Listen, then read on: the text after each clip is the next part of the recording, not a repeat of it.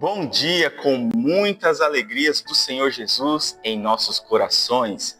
Vamos dar início hoje ao nosso plano anual de leitura bíblica, o nosso ano bíblico. E para começar, hoje teremos trechos em Gênesis, Mateus, Salmos e Provérbios. Acompanhe aí. Gênesis capítulo 1, do 1 até o capítulo 2, versículo 25. No princípio, Deus criou os céus e a terra. A terra era sem forma e vazia. Havia trevas sobre a face do abismo, e o Espírito de Deus se movia sobre as águas. Então Deus disse: haja luz, e houve luz. E Deus viu que a luz era boa, e fez separação entre a luz e as trevas. Deus chamou a luz dia, e chamou às trevas noite. Houve tarde e manhã, o primeiro dia. E Deus disse: haja um firmamento no meio das águas e separação entre águas e águas. E Deus fez o firmamento e a separação entre as águas debaixo do firmamento e as águas acima do firmamento. E assim aconteceu. E Deus chamou ao firmamento céus. Houve tarde e manhã, o segundo dia. E Deus disse: ajuntem-se as águas debaixo dos céus num só lugar, e apareça a porção seca. E assim aconteceu. Deus chamou a porção seca terra, e ao ajuntamento de águas chamou mares. E Deus viu que isso era bom. E Deus disse: que a terra produza relva, ervas que deem semente, e árvores frutíferas que deem fruto segundo a sua espécie, cuja semente esteja no fruto sobre a terra. E assim aconteceu. E a terra produziu relva, ervas que davam semente segundo a sua espécie, e árvores que davam fruto, cuja semente estava nele conforme a sua espécie. E Deus viu que isso era bom. Houve tarde e manhã, o terceiro dia. E Deus disse: que haja luzeiros no firmamento dos céus, para fazerem separação entre o dia e a noite, e sejam eles para sinais, para estações, para dias e anos. E sirvam de luzeiros no firmamento dos céus para iluminar a terra. E assim aconteceu. Deus fez os dois grandes luzeiros, o maior para governar o dia e o menor para governar a noite. E fez também as estrelas. E os colocou no firmamento dos céus para iluminarem a terra, para governarem o dia e a noite e fazerem separação entre a luz e as trevas. E Deus viu que isso era bom. Houve tarde e manhã, o quarto dia. E Deus disse: que as águas sejam povoadas de enxames de seres vivos, e as aves voem sobre a terra, sob o firmamento dos céus. Assim Deus criou as grandes criaturas marinhas e todos os seres vivos que se movem, os quais povoam as águas segundo as suas espécies, e todas as aves segundo as suas espécies. E Deus viu que isso era bom. E Deus os abençoou, dizendo: sejam fecundos, multipliquem-se e encham as águas dos mares. E na terra se multipliquem as aves. Houve tarde e manhã, o quinto dia. E Deus disse: que a terra produza seres vivos conforme a sua espécie, animais domésticos, animais que rastejam e animais selvagens segundo a sua espécie. E assim aconteceu. E Deus fez os animais selvagens segundo a sua espécie, e os animais domésticos conforme a sua espécie, e todos os animais que rastejam sobre a terra segundo a sua espécie. E Deus viu que isso era bom. E Deus disse: façamos o ser humano à nossa imagem, conforme a nossa semelhança. Tenha ele domínio sobre os peixes do mar, sobre as aves dos céus, sobre os animais domésticos, sobre toda a terra e sobre todos os animais que rastejam pela terra. Assim Deus criou o ser humano à sua imagem. A imagem de Deus o criou. Homem e mulher os criou. E Deus os abençoou e lhes disse: sejam fecundos, multipliquem-se, encham a terra e sujeitem-na. Tenham domínio sobre os peixes do mar, sobre as aves dos céus e sobre todo animal que rasteja pela terra. E Deus disse ainda: eis que lhes tenho dado todas as ervas que dão semente e se acham na superfície de toda a terra, e todas as árvores em que há fruto que dê semente. Isso servirá de alimento para vocês. E para todos os animais da terra, todas as aves dos céus e todos os animais que rastejam sobre a terra, em que há fôlego de vida, toda a erva verde lhe servirá de alimento. E assim aconteceu. Deus viu tudo o que havia feito, e eis que era muito bom. Houve tarde e manhã, o sexto dia. Assim, pois, foram acabando os céus e a terra, e tudo o que neles havia. E havendo Deus terminado no sétimo dia a sua obra que tinha feito, descansou nesse dia de toda a obra que tinha feito. E Deus abençoou o sétimo dia e o santificou, porque nele descansou de toda a obra que, como Criador, tinha feito. Esta é a gênese dos céus e da terra quando foram criados, quando o Senhor Deus os criou. Não havia nenhuma planta no campo da terra, pois ainda nenhuma erva do campo havia brotado, porque o Senhor Deus não tinha feito chover sobre a terra, e também não havia ninguém para cultivar o solo. Mas uma neblina subia da terra e regava toda a superfície do solo. Então o Senhor Deus formou o homem do pó da terra e lhe soprou nas narinas o fôlego de vida, e o homem se tornou um ser vivente. E o Senhor Deus plantou um jardim no Éden, na direção do Oriente, e pôs nele o homem que havia formado.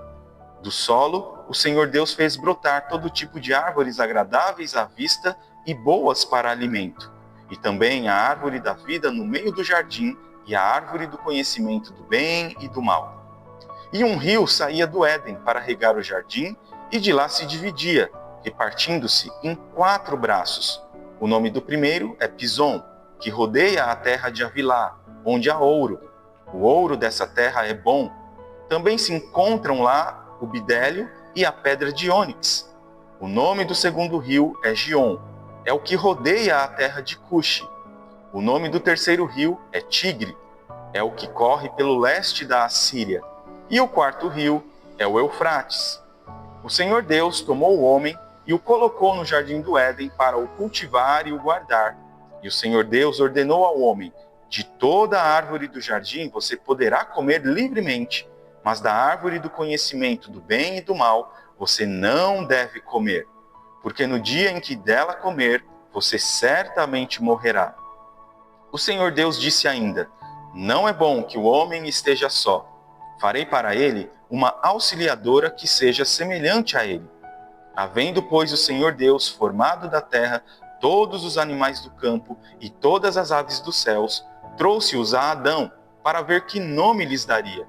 E o nome que ele desse a todos os seres vivos, esse seria o nome deles.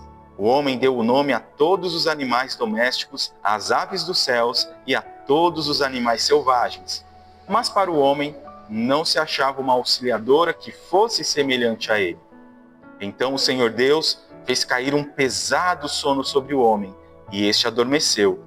Tirou-lhe uma das costelas e fechou o lugar com carne. E da costela que havia tirado do homem, o Senhor Deus formou uma mulher e a levou até ele. E o homem disse: esta, afinal, é osso dos meus ossos e carne da minha carne. Será chamada varoa, porque do varão foi tirada. Por isso, o homem deixa pai e mãe e se une à sua mulher, tornando-se os dois uma só carne. Ora, um e outro, o homem e a sua mulher, estavam nus e não se envergonhavam. Mateus capítulo 1 até o capítulo 2, versículo 12. Livro da genealogia de Jesus Cristo, filho de Davi, filho de Abraão. Abraão gerou Isaque, Isaque gerou Jacó, Jacó gerou Judá e os seus irmãos. Judá gerou Pérez e Zera, cuja mãe foi Tamar. Pérez gerou Esrom, Esrom gerou Arão, Arão gerou Aminadab, Aminadab gerou Naasson, Naasson gerou Salmão, Salmão gerou Boaz, cuja mãe foi Raabe. Boaz gerou Obed, cuja mãe foi Rute, e Obed gerou Jessé. Jessé gerou o rei Davi, e o rei Davi gerou Salomão, cuja mãe foi aquela que tinha sido mulher de Urias. Salomão gerou Roboão, Roboão gerou Abias, Abias gerou Asa, Asa gerou Josafá, Josafá gerou Jorão, Jorão gerou Uzias, Uzias gerou Jotão, Jotão gerou Acás. Acás gerou Ezequias. Ezequias gerou Manassés. Manassés gerou Amon. Amon gerou Josias. Josias gerou Jeconias e os seus irmãos no tempo do exílio na Babilônia. Depois do exílio na Babilônia, Jeconias gerou Salatiel. E Salatiel gerou Zorobabel. Zorobabel gerou Abiúde. Abiúde gerou Eliaquim. Eliaquim gerou Azor. Azor gerou Sadoque. Sadoque gerou Aquim. Aquim gerou Eliúde. Eliúde gerou Eleazar. Eleazar gerou Matã. Matã gerou Jacó. E Jacó gerou José, marido de Maria, da qual nasceu Jesus, que se chama o Cristo. Assim, todas as gerações, desde Abraão até Davi, são 14. Desde Davi até o exílio na Babilônia, 14 gerações. E desde o exílio na Babilônia até Cristo, 14 gerações. O nascimento de Jesus Cristo foi assim. Maria, a sua mãe, estava comprometida para casar com José. Mas, antes de se unirem, ela se achou grávida pelo Espírito Santo. José, com quem Maria estava para casar, sendo um homem justo e não querendo envergonhá-la em público, resolveu deixá-la sem que ninguém soubesse. Enquanto ele refletia sobre isso, eis que lhe apareceu em sonho um anjo do Senhor dizendo: José, filho de Davi, não tenha medo de receber Maria como esposa, porque o que nela foi gerado é do Espírito Santo. Ela dará à luz um filho, e você porá nele o nome de Jesus, porque ele salvará o seu povo dos pecados deles. Ora, tudo isto aconteceu para se cumprir o que foi dito pelo Senhor por meio do profeta. Eis que a virgem conceberá e dará à luz um filho, e ele será chamado pelo nome de Emanuel. Emanuel significa Deus conosco.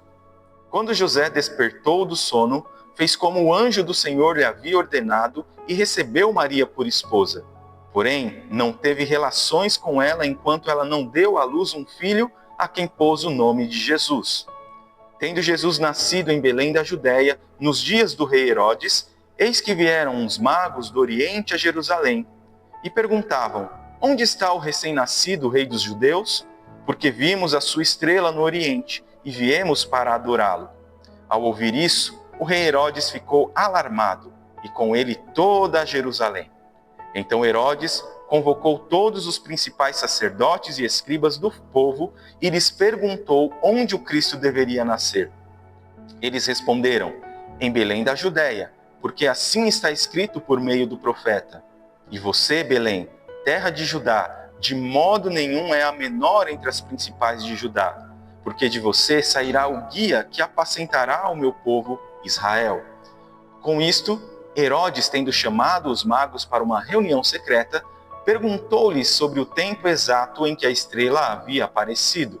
E enviando-os a Belém, disse-lhes: vão e busquem informações precisas a respeito do menino. E quando o tiverem encontrado, avisem-me, para eu também ir adorá-lo.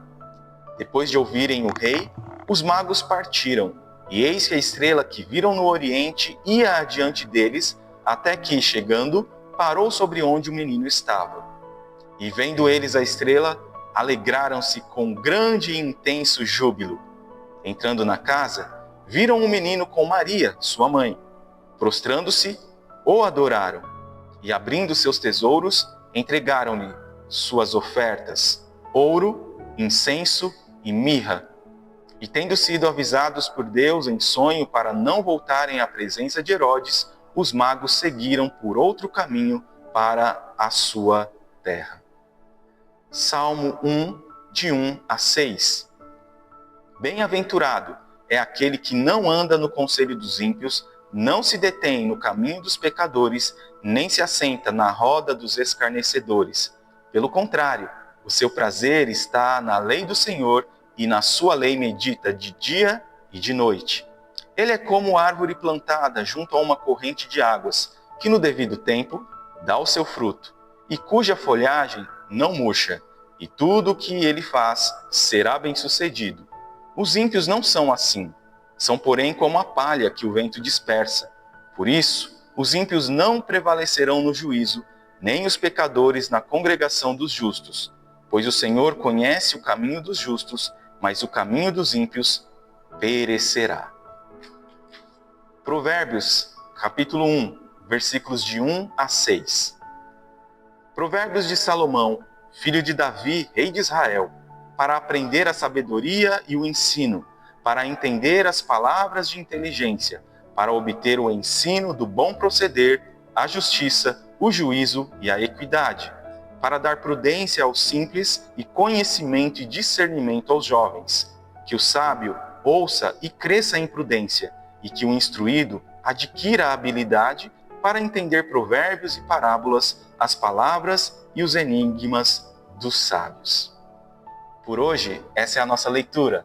Amanhã, com a permissão de Deus, estaremos aqui novamente para a continuidade do nosso plano anual, o nosso ano bíblico, para mais um trecho das Sagradas Escrituras. Que Deus abençoe o seu dia.